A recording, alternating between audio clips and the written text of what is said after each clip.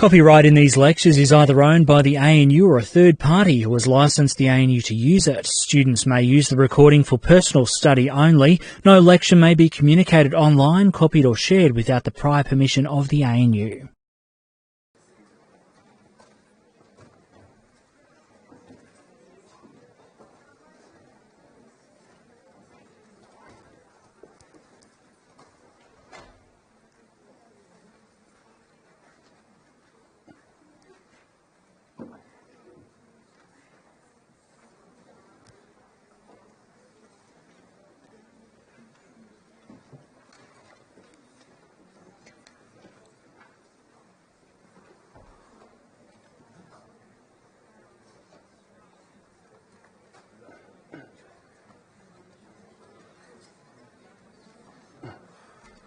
All right, good morning, everyone. So let's get started with today's workshop.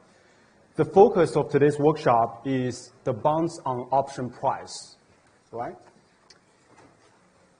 So ultimately, we want a formula that would give us the exact price of call and put option, right? So that's our ultimate goal. But before that, it will be useful to think about the range in which the option price must lie, right? So that's the bounds on the option price. So there is a lower bound. So there is an upper bound on the option price, right? So this upper bound means the price of an option should never get above that. And there is also a lower bound on the option price, which means the price of an option should not fall below that. If we ever find a situation that the price is trading above the upper bound, then that presents an arbitrage opportunity. If we ever find a situation that option price is traded below its lower bound, again, that presents us an arbitrage opportunity. So we will go through two arbitrage examples right after the derivation of the upper bound and lower bound. Okay? So here's the notation. So here's just the notation for your reference. So let's start with something that is fairly easy. So let's think about the upper bound of call option. So the upper bound of the call option is quite trivial to establish.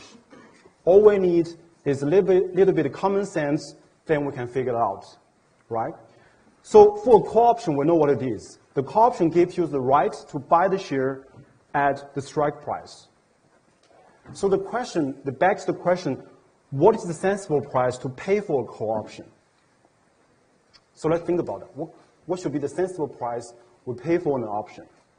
I mean, it would be absolutely crazy to buy a call option for a price that is higher than the underlying share price. Would you agree? It would be absolutely irrational to pay for a call option for a price that is higher than the underlying share price, right? So for example, let's say the current share price is $10, right? And we have a call option with strike price of $6, which means we have the right to buy the share at $6. So what do you think is the premium that we should pay to obtain this call option? I mean, it would be absolutely irrational to pay a premium that is higher than the current price. So let's say we pay this call option for $12, but why would I pay $12 as option premium that gives me the right to spend another $6 strike price to get a share that's only worth $10, right? So that's irrational to do that. If you want to own the share, you could just go out there and buy the share for $10, right? So you would not spend a premium that is higher than the current share price. So we just used a bit of common sense and we kind of derived the upper bound on the call option. Yes? So it's quite trivial to establish. And also, similar story with the put option. So what is put option? If we think about the meaning of put option, the put option gives you the right to sell a share at a strike price X, right? So if we're the owner of this put option, if we choose to exercise it, we will sell the underlying share for X. We will sell the underlying share for the strike price X. So X is the most amount of money you can get by exercising your puts, right? So what would be the fair price to pay for this put option? It would be absolutely irrational to enter into this put option and pay a premium that is higher than the current strike price, right? So why would you pay a premium that is higher than the strike price X for an option that gave you the right to sell the share just to receive X? You would not do that. That's irrational, right? So another example here. So let's just imagine the current share price is $10 and the put option has a strike price of $6. Why would you pay something that is higher than $6, let's say $7, to buy a put option that only allows me to exercise it and just to receive $6? You would not do that, right? So the absolute upper bound for put option is the strike price X. We can pretty much all agree on that, right? So European option is slightly different because you cannot exercise the European option immediately. You have to wait until the maturity time T, right? So the logic is still same here. The European put option should never sell for a price that is higher than the present value of the strike price, correct? But the rationale is the same. For the European put option, you have to wait until the maturity time T to exercise it. So the upper bound for the European put option is the present value of the strike price, which is X. I think upper bound is quite trivial to establish, right? And then we will start to think about the lower bound. Right? The way we're going to derive the lower bound is to look at some carefully constructed strategies. And what we're going to do is we're going to compare the cash flows of this strategy, and we're going to pick the winner strategy. We're going to pick the dominant strategy here. All right? So we need to consider two strategies. So I'm talking about the lower bound on the European call option, okay? So in order to derive the lower bound, we will set up two strategies. Strategy A has two pieces. The first piece is one long European option, right? So enter into one long European option with strike price of X and expire at time T. The second piece of strategy A is we take a long position in this zero coupon bond with a face value of X and a mature at time T. So two pieces to the first strategy, strategy A. And then we have the second strategy, strategy B, which is fairly easy. We simply long one share. Okay? Then what we're going to do is we're going to compare strategy A with strategy B in a situation where the share price is kind of low. And then we're going to look at the pair of these two strategies when the share price is high. Okay? So before we do that, just some quick recap of what is this zero coupon bonds. So basically, with zero coupon bonds today, you pay the present value of the face value of these bonds. At maturity time T, you will receive the face value, right?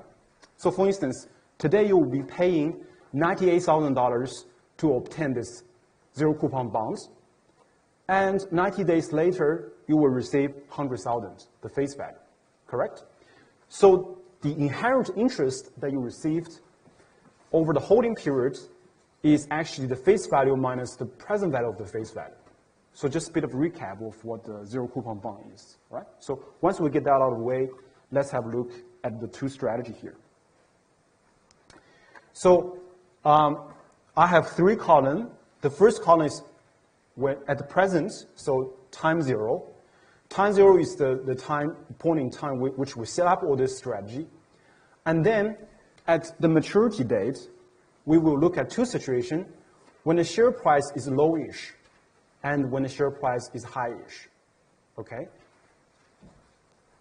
So we're going to start off with something that is fairly straightforward, which is strategy B. Let's look at the strategy B first, because strategy B only has one piece, which is long one share, right?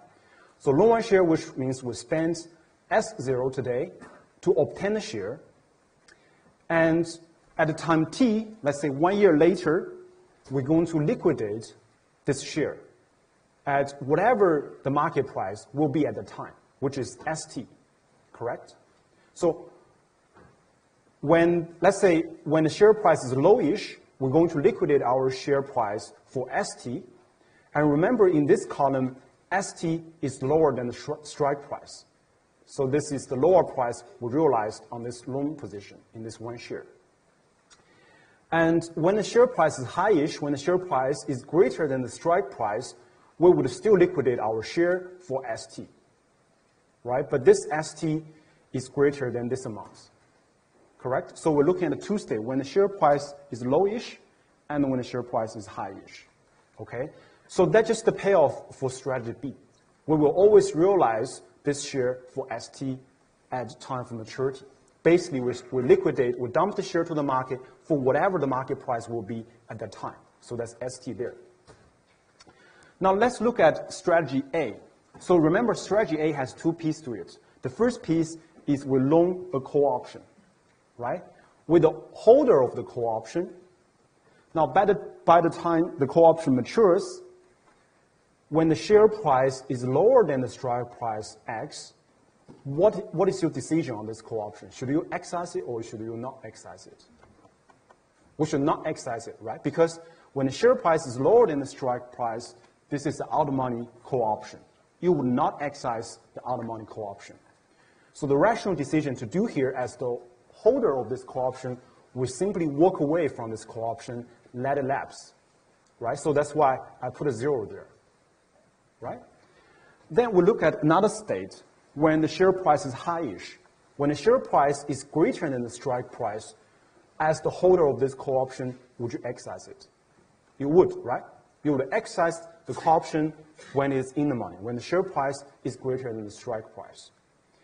And we know what's the payoff. The payoff is the prevailing share price minus the strike price, right? So ST minus X. That's the payoff from the call option when the share price is highish, okay? Now, let's look at the second piece of strategy A, which is the loan bond. We take a loan position in this zero coupon bond, right? As I just illustrated, the way with this zero coupon bond is you pay the present value of the face value today, and you hold it, let's say you hold it for a year later, you will receive the face value X, correct? And this relationship holds irrespective of the share price, right? Regardless the share price is low or regardless the share price is high, we know this zero coupon bond would always provide us the payoff of the face value X, correct? Because this is a fixed income security. Fixed income means irrespective of the market state, we will always get X. Do you guys agree on that? So we will always get paid X from this zero coupon bond, irrespective of the share price. Now let's sum up all of the payoffs, all right? So let's sum up the payoff from strategy A. That's easy, just 0 plus the face value of this zero coupon bond. Our total payoff is X, yes? Basically, that's the payoff from our bond. What about when the share price is highish? So we have the payoff on the call option is S minus X, ST minus X, right? And also we have the payoff for our zero coupon bond, which is the face value, X. So these two X cancel each other out. The total payoff from strategy A when the share price is highish is actually ST. All right, so that's the payoff from strategy A in two states. When the share price is low, when the share price is high. And let's have a look at the payoff from strategy B. Remember, we liquidate our share for whatever the market price will be at the time for maturity, right? So that's ST there and ST there. So having compared this total payoff, do you guys know which one is the winner strategy here? Which one is the better strategy? A is the better strategy, right? Because when the share price is highish, strategy A is as good as strategy B. Yes, they both provide you ST, correct? When the share price is lowish, which one is better? Strategy A is better, right? Because when we liquidate our share for the market price ST, remember this ST is lower than the strike price X. So the payoff from strategy A is superior than strategy B. Yes? So to sum up, when the share price is highish, strategy A is at least good as strategy B. Their payoff is same. And when the share price is lowish, strategy A provides us a more superior return, correct? Now, I have to ask you a question. What would be the price you're willing to pay to get into strategy A? And what would be the price that you're willing to pay to get into strategy B? In other words, what would be the construction cost or setup cost of strategy A, and what would be the setup cost for strategy B? Let's just think about this from a very intuitive point of view. We know the strategy A is the dominant strategy, right? Therefore, it has to be more expensive to set up strategy A compared to strategy B. Otherwise, there will be arbitrage opportunity here, correct? So if we have that mindset, then we know what is the construction cost of strategy A. Basically, strategy A have two pieces to it. The first piece is we loan a call option, and second piece is we loan a zero coupon bond, right? So that's the cost, right? So we pay this CE, which is the call option for the European call, and also we'll pay the present value of the face value on this zero coupon bond. And this amount has to greater than the setup cost of strategy B, which is simply loan one share. The reason is being strategy A is always as much as strategy B and sometimes bigger, right? So when the share price is lowish, the strategy A provides us a bigger payoff. Therefore, the relationship has to be this is equal to and greater to S0. Right? So basically, that's just two setup costs to strategy A and strategy B. We know A is at least as good as B when the share price is high, and sometimes even better when share price is low. So that's why this has to be greater and equal to the share price. Does that make sense? So we're looking at this from the construction cost point of view. How much would you spend to set up strategy A and strategy B? Now, once we can deduce this relationship, then we simply rearrange this equation. We will get the lower bound for the European call option will be S0 minus the present value of the strike price. So that's how we deduce the lower bound on the European call, by comparing the cash flow of two strategies. Does it make sense? So that's quite clear, right? Now, we're going to examine this relationship in a context of arbitrage kind of example, right? So that's the next question. So the question says, a European call option on the non-dividend paying stock with a strike price of $18 and expiration date in 1 year, and it cost us $3. And the stock price is $20. The risk-free interest rate is 10% per annum, and the question says, calculate the theoretical minimum price for this European call. And the question also says, if the option price is below its theoretical minimum, you need to set up an arbitrage strategy to arbitrage this price difference. All right, so let's start with the first one, which is calculate the theoretical minimum. We know what's the theoretical minimum, right? That is the theoretical minimum. We just deduce this relationship by comparing two strategies, correct? So we can simply apply this equation to solve for this theoretical minimum. And we have all the inputs. We were told the current stock price is $20, the strike price is 18, the risk-free interest rate 10%, time horizon is 1 year. And this is the relationship we derived from the previous example, right? So if we plug in the $20 and we plug in the strike price $18 and discount back to the present, our theoretical minimum is $3.71, yes? And guess what? The call option is currently setting for $3, which is less than the lower bound of this European call. So that presents an arbitrage opportunity here, correct? So we can do something today to kind of explore this arbitrage opportunity. So what would be the setup of this strategy? If I go back to these slides, it tells us the setup of this strategy. So we know this call option is underpriced, right? So theoretically, it should sell for $3.71, but currently it's only selling for $3. So that's underpriced. We should take a long position in the underpriced call, and also this strategy has two pieces to it. Then we take a long position in the zero coupon bond, right? So that consists of our strategy A. Then as arbitragers, we don't utilize our own capital, right? So where our capital coming from, we will take a short position in strategy B, which is the underlying share. We're going to short stock today, all right? So a lot of people ask me, like, what is the pure arbitrage? The pure arbitrage has three conditions to it. First, zero net investment, right? So in other words, as smart arbitrager, you don't use your own money.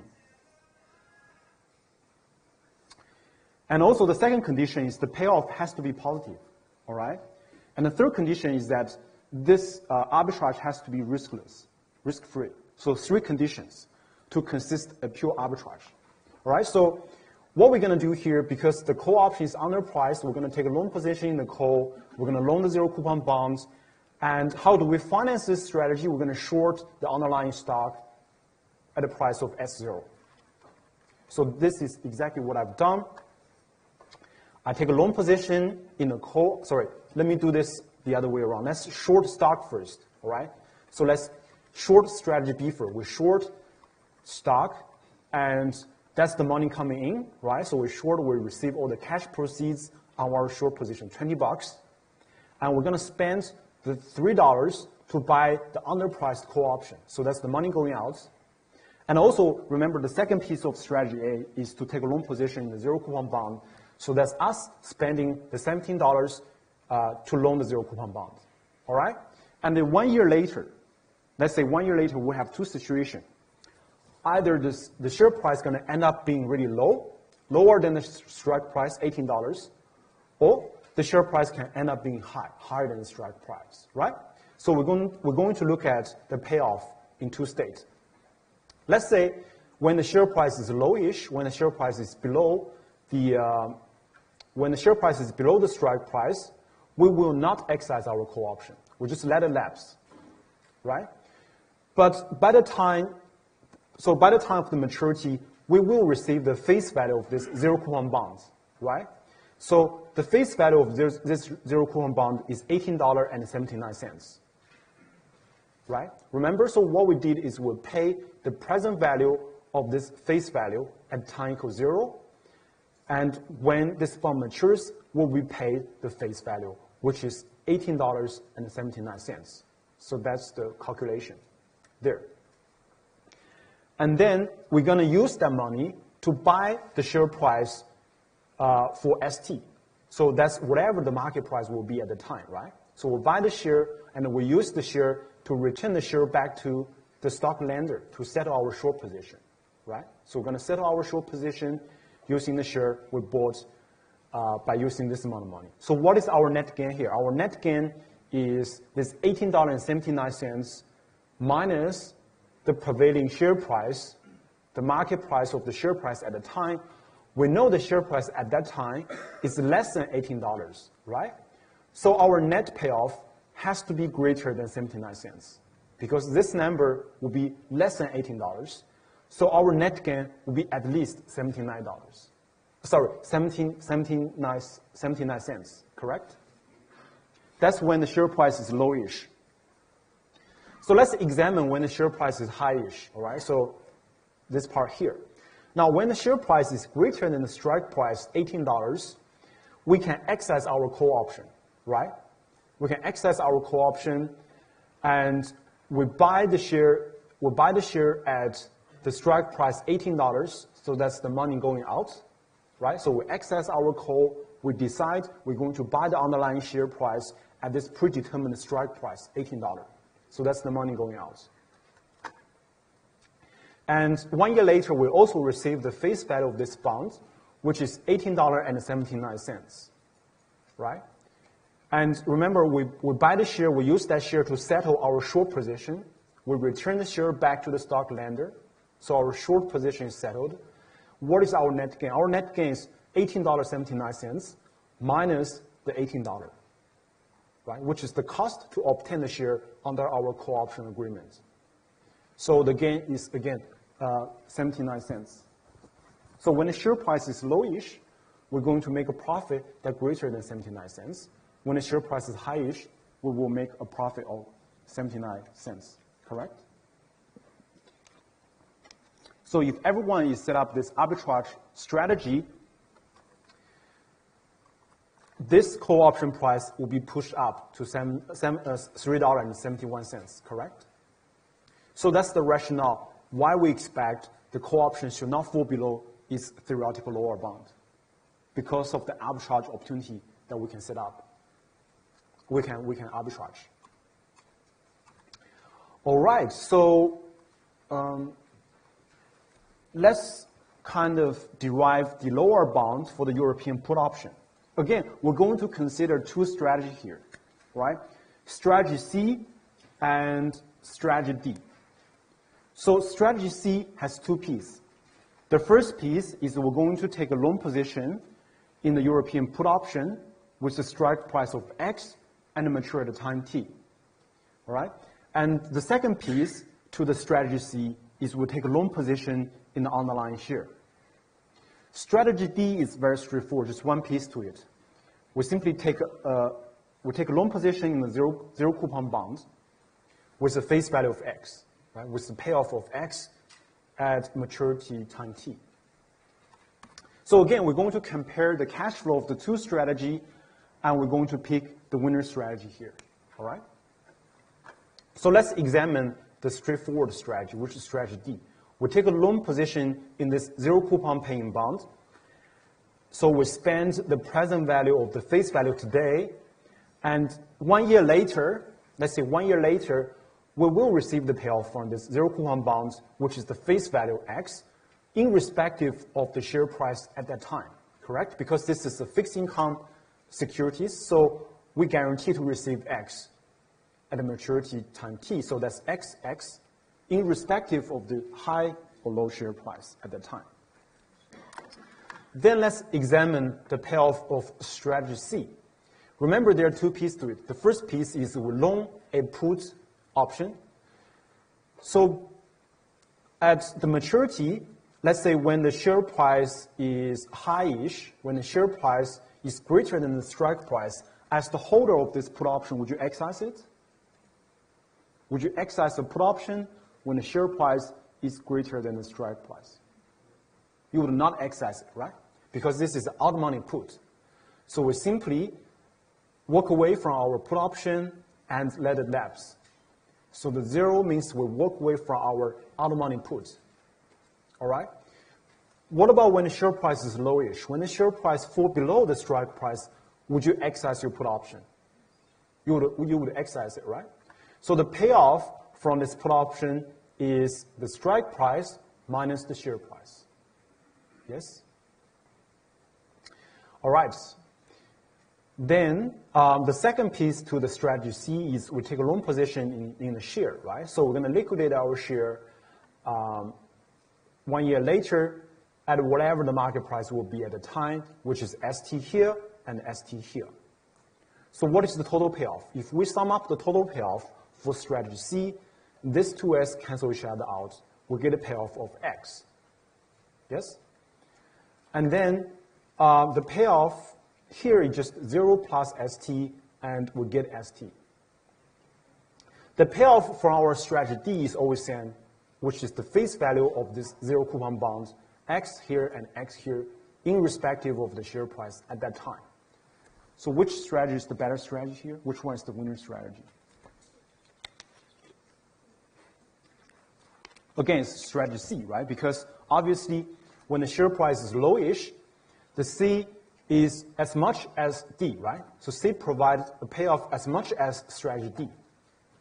Now, when the share price is highish, strategy C would provide us a payoff of ST, and that is higher than the payoff from this zero coupon bond X, correct? Because that's when the share price is greater than X.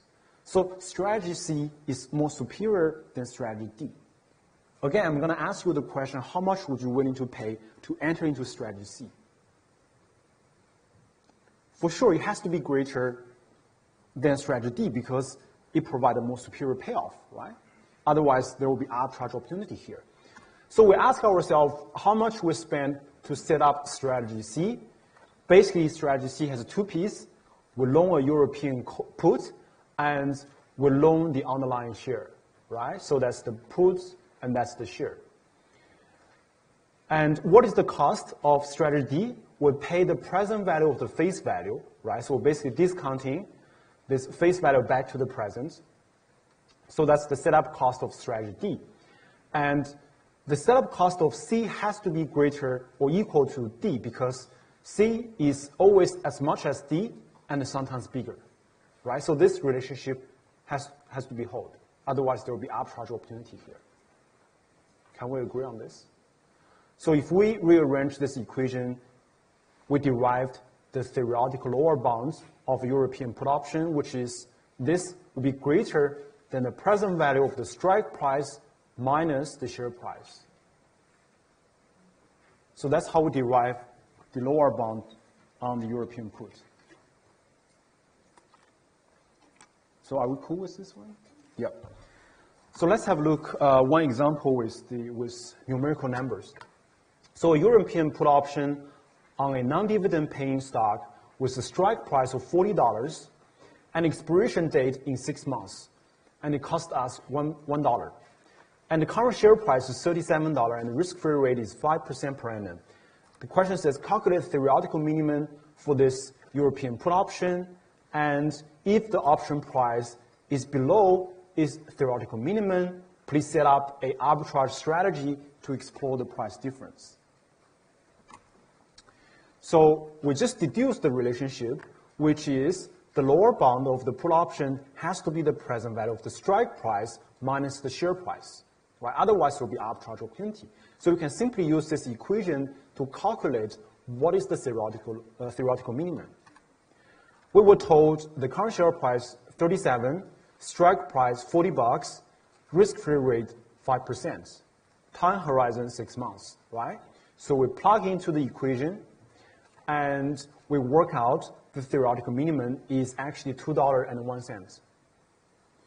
So the current put option price is lower than the theoretical minimum, so that presents an arbitrage opportunity here, right? So we're going to do something today. We're going to set up strategy to arbitrage the price difference away.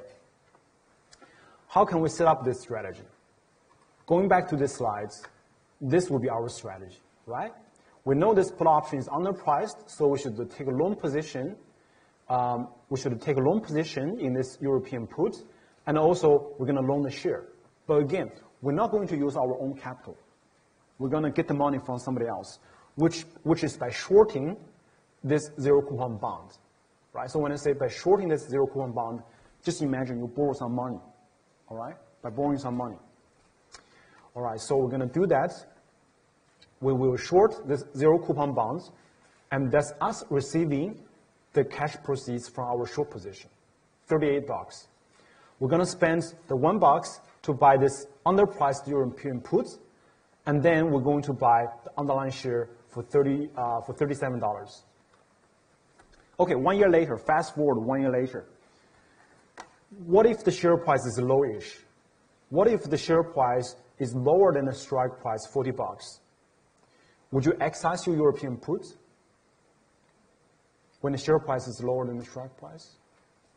You would definitely exercise your European put, right? So you exercise your European put, and you would sell your underlying share at this predetermined $40.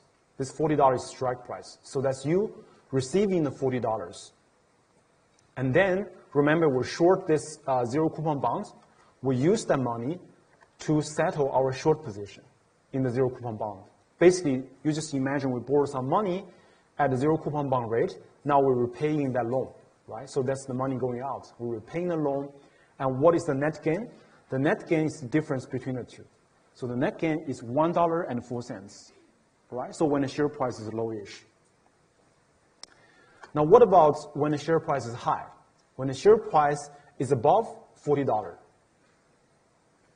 When the share price is above the $40, we walk away from our put option, right? We will not exercise it.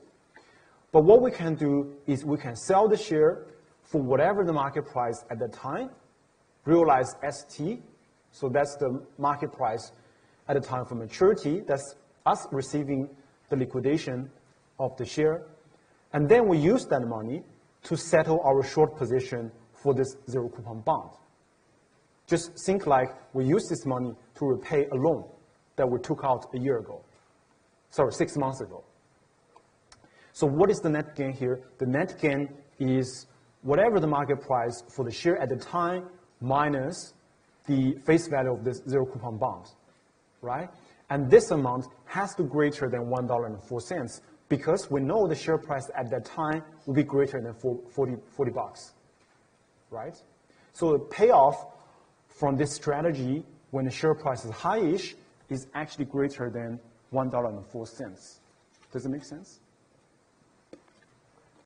So because a lot of people would kind of set up this arbitrage strategy in a short period of time, this price will be pushed up to $2.01, right? So that's the mechanism work behind it to make sure that the put option does not fall below its lower bound, which arbitrager is working behind the scene, all right? Now we just deduced the lower bound for the European put. What about the lower bounds of American call option?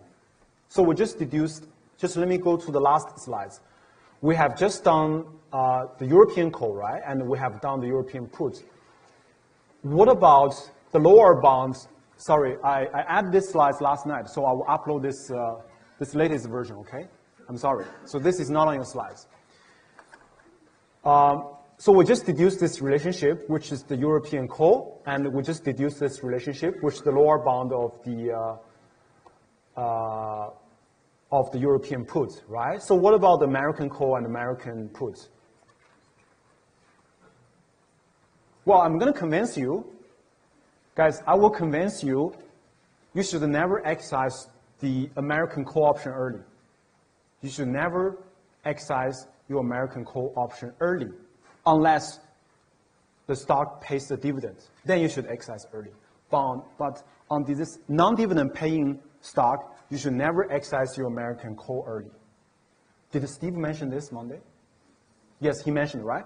So if that's the case, we should always wait until the maturity to exercise our American call. If that's the case, then the lower bound of American call is actually identical to the lower bound of the European call, because you're going to exercise that at the maturity time t.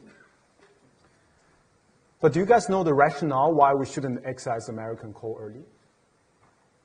We don't understand, or we understand? All right, so let's kind of think about this, use our common sense, okay? Let's say we have a stock XYZ. XYZ does not pay any dividends. And the share price is 70 bucks. So the current share price is $70. Consider we have this call option on XYZ with a strike price of $40 with 1 month to expiration, all right? In other words, this call option is deeply in the money. Would you exercise it immediately? Or would you wait 1 month later? What do you think? It's deeply in the money. It's so tempted that you want to exercise early, right? What do you think? Early or not early? Well, I'm going to convince you shouldn't exercise immediately, because if you intend to hold the stock more than 1 month, let's say you are the you are the buy and hold, you're the passive investor, right? So you just want to exercise your call and obtain a stock and put in your portfolio, hold it for a long time. If that's the case, if you're the long horizon investor, you should never exercise it early, because what's going to happen is that if the share price go up higher than 70 bucks, you can always exercise your call option 1 month later, right? And make a profit greater than the current profit. And the benefit with that is because the $40 is paid 1 month later, so you can earn the interest on the 40 bucks. In other words, during that 1 month period, you can keep that 40 bucks, do something else. So there is this opportunity cost. So that doesn't utilize your own capital. So you should exercise that 1 month later. Now, if the stock price falls below $40, you don't exercise it, and you should be really glad that you didn't exercise this call option early, because had you exercised the call option 1 month ago, not holding the share, and the share price fall below 40 bucks, you actually made a loss. If you're the long horizon investor. So if we think about that, then that's not a wise decision to exercise American call early, right? What if you are just a short-term investor, short-term horizon investor, and you simply think the stock price is overpriced, right? I just want to exercise this deeply in the money call, and I just want to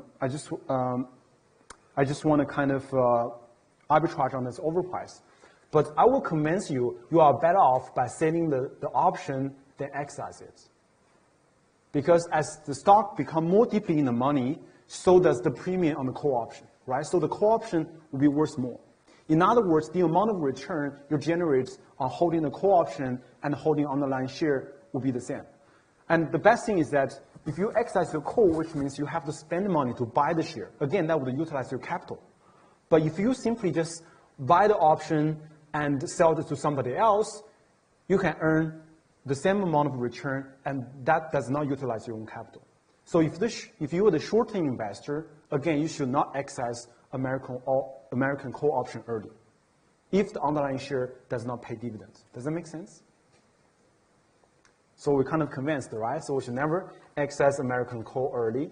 And if that's the case, then the lower bound on the American call is identical to the lower bound of European call.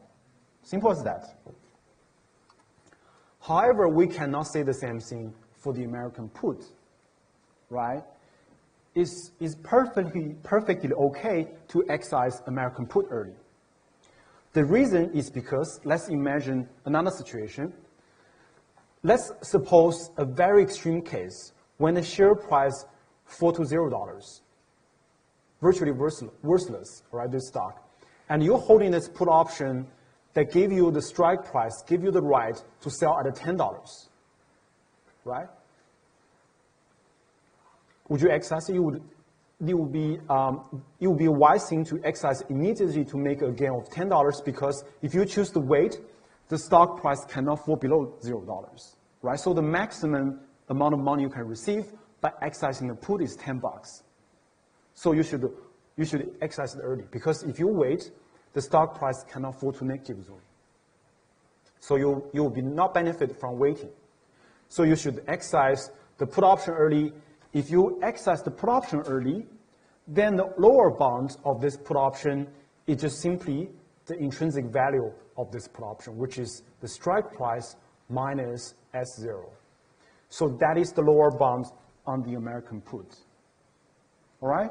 So just to sum up, what we have done today is we have deduced the lower bound for European call, European puts, American puts, right? And also the upper bound.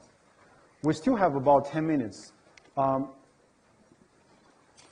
like to use this 10 minutes to clarify several things, which I didn't have time to talk about in the last week's workshop.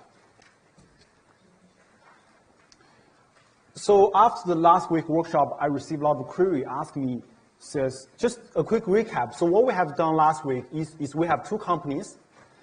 We have Telstra and Tesla Auto, right? So Telstra has been offered following rates. So Telstra can borrow at a fixed rate of 5%. Alternatively, Telstra can choose to borrow at a floating rate of BBSW minus 0.1%. On the other hand, Tesla Auto can borrow at a fixed rate of 7% and a floating rate of BBSW plus 0.7%. So you'll be thinking, what kind of incentive does Telstra has to enter into a swap with Tesla Auto? Because Telstra is already superior compared to Tesla Auto in every single way, right? The way to think about it is that imagine in a world which we only have Telstra. Tesla Auto never exists, and we don't have swap bank. The thing here is that Telstra wants to borrow at a floating rate, right? So Telstra is thinking that it would be really nice if I can transfer some of my advantage in the fixed rate market to my floating rate. If I can subsidize my floating rate, use my advantage in the fixed rate market, then that would be nice, right? So I can push this rate even lower than BBSW minus 0.1. So that's the ideal situation. However, Telstra cannot do that without Tesla Auto, right? He cannot directly transfer the benefit from the fixed rate market to the floating rate market. How can he transfer that? He needs to help out Tesla Auto. So he needs to help out Tesla Auto a little bit, then have the kickback from Tesla Auto to indirectly subsidize his own floating rate. In other words, by helping out Tesla Auto, that Telstra is able to push this floating rate even lower. So that's the rationale as to why the Telstra have incentive to enter into a swap with Tesla Auto. Well, the incentive for Tesla Auto is even easier because by entering into the swap, Telstra is subsidizing its fixed rate borrowing. So by all means, Tesla Auto will be very happy to enter into a swap. So two parties both have incentive to enter into the swap, correct? And the bank also happy this to happen because bank can take 20 basis point cut. So that's the incentive as to why all the party wants to enter into this swap, right? And the second query I'd like to clarify is that a lot of people say, Mars, Telstra, we know, so, okay, before that, let me tell you another thing. So a lot of people ask me, so how do you design an interest rate swap? What is the step? I would say the swap between the Telstra and Tesla Auto, you can view it as two swap, all right? So let me just hide this part. The way you design this is always to stand in the bank's point of view to think about this situation.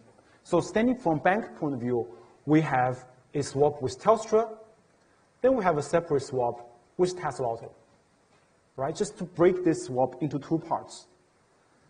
Then that will be much easier, right? Because if Telstra wants to borrow at a floating rate, we would tell Telstra to do the opposite, which is to borrow at a fixed rate. Why? Because Telstra has an advantage in the fixed rate market. So we're going to tell Telstra to do the completely the opposite, which is to borrow the fixed, but pay us the floating. Then we're going to subsidize the Telstra's fixed rate. So by subsidizing the Telstra's fixed rate, Telstra is getting a floating rate that is lower than the lowest possible rate that he could ever obtain just by himself. All right? The second question I want to clarify is that a lot of people ask me, say, why Telstra is passing on this BBSW rate, why Telstra is not passing on BBSW minus 0.1%. As I mentioned in the last week, you can do whatever way you want. There is no universal way to do this, all right? So the reason why it is passing the BBSW rate is purely my arbitrary decision. You can pass BBSW minus 0.1%. That's perfectly fine. So imagine if you pass BBSW minus 0.1 to the swap bank, and let's say swap bank just passing that loan to Tesla Auto. How much should be Tesla Auto paying the swap bank? Tesla Auto should be paying 5.7. The reason why the Tesla Auto is paying swap bank 5.7 is because Tesla Auto has to add additional 0.8% on the top of the BBSW on the top of the BBSW minus 0.1 to repay his own floating loan, right? So he's already spending 0.8%.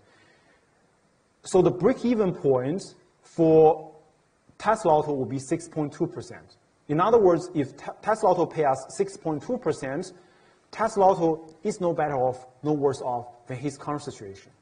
And we have to improve that by additional 50 basis points. So that's why 6.2 subtract 0.5, and Tesla Auto should be paying us 5.7%, right? So you have seen, like, it's very flexible to design a swap. You can add, maybe Telstra can pay the swap bank BBSW plus 0.1, again, the same story. But the ultimate goal is to improve two-party by 0.5%, and the swap bank take 20 basis point cut. All right? Are we clear on this one? All right, I think that will be all for today's workshop, and thanks, guys.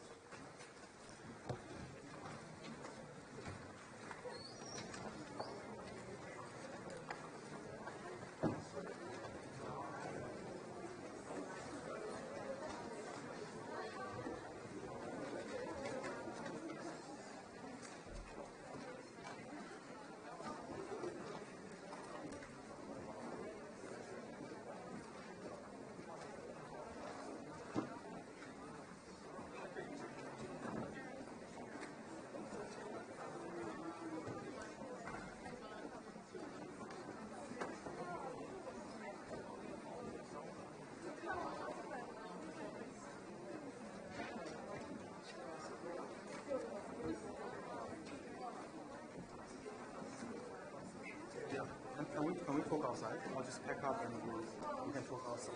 Just really loud.